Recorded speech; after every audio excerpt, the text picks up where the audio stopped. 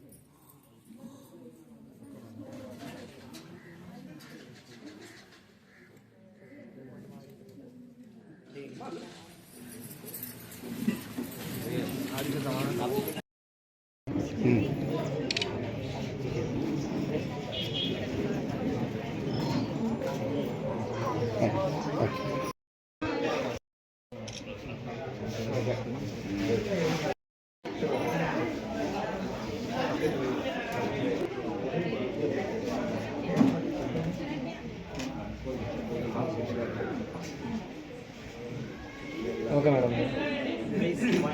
Okay బాబు ready. Okay ready. అలాగే అనండి. Okay ready. అలాగే అనండి.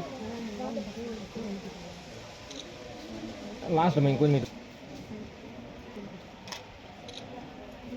అలాగే లాస్ట్ ఫోటో. వీళ్ళు మాత్రమే వచ్చినారా? ఎవరు రాలే కదా? అవును మేడం.